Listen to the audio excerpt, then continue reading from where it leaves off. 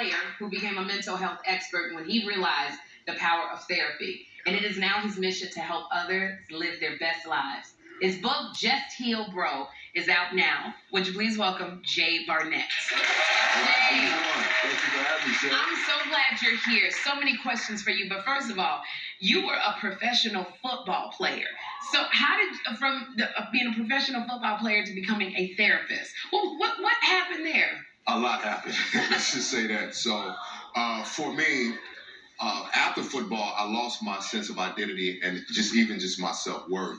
And as most men, we attach ourselves to what we do. Right. And when I no longer could play football, I found myself in a very deep depression. And as I've shared across the globe, I'm a 2-time suicide survivor.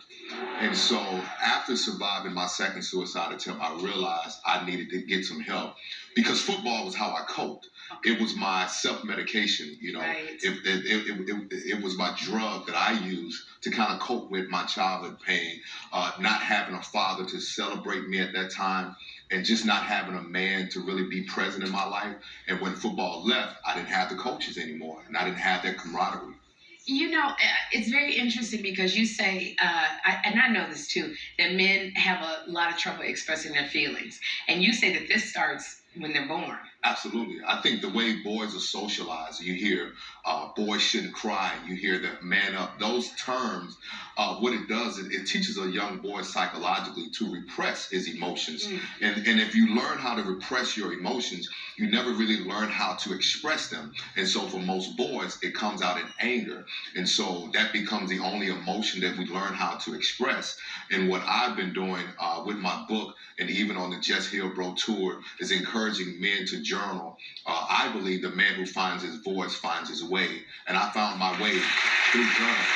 So then how can we, I'm a single mother and I'm raising my son. So how can we, as there's a lot of single mothers raising boys, how do we help our boys grow up to be men who can open up? So how do we help them open up more? I'll say the first thing is we've heard over the past couple of years, right, creating space. Right. But I like to say holding space because boys, you know, we process, and men, we process silently, and sometimes giving them time to find the language. And many times it's not that we don't know how to communicate as men, we just don't know how to say it. Okay. And we don't have the language that women have.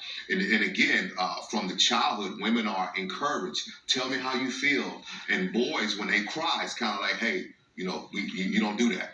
And so I would encourage mothers, single mothers, to give him a space to where he can tell you how he feels the best way he can. It may not sound or come out as you would think, but just allowing him to express that encourages him, and then also allow him to feel heard and feel seen. Okay, I got you. Now, this is something I didn't realize. You said you believe that men should buy themselves flowers. Oh, yeah, absolutely. Yes. Really? Yes. I grew up in the South, and my grandmother always would make these arrangements with sunflowers. Right. And so I've fallen in love with flowers, and every week I buy myself flowers, and it's been the greatest form of self-care. And one of the things that is often heartbreaking is that most men only receive flowers at death. And so what I'm encouraging men to do is to buy themselves flowers, to be kind to themselves, because the more that we're kind to ourselves as men, I believe it allows us to tap into those levels of sensitivity and even be able to be affectionate within ourselves. And that's why it's hard for brothers to be emotional in relationships, because we have not practiced it enough as women have. Wow. You know, I want to know what are the things that we can do every day to try to improve our mental health. The first thing I would say is start your day in silence. Okay. We live in a noisy world. I encourage my nieces and nephews, do not wake up and pick up that phone. Leave it alone. The emails can wait.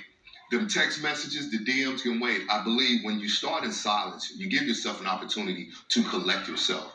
And I think you give yourself an opportunity to sit with your thoughts, how you want to start your day. And I think it also allows you to feel your heartbeat.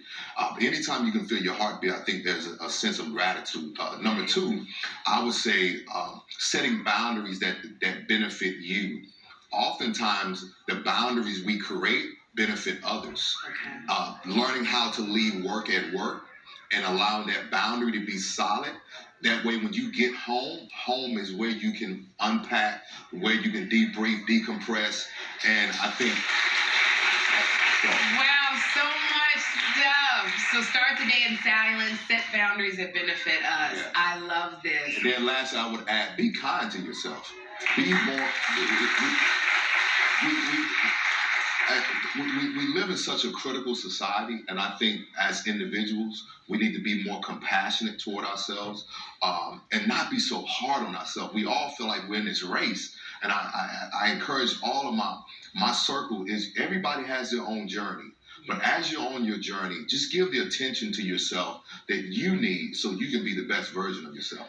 Thank you for that. Jay, I'm so glad you're here. You got to come back because there's so much stuff, and I know the audience is going to want to ask you some questions. So I'm thankful that you're here right now. Jay's journal, Just Heal Bro, is out now. And for more info, go to his tour. Go to SherriShowTV.com. We'll be right back.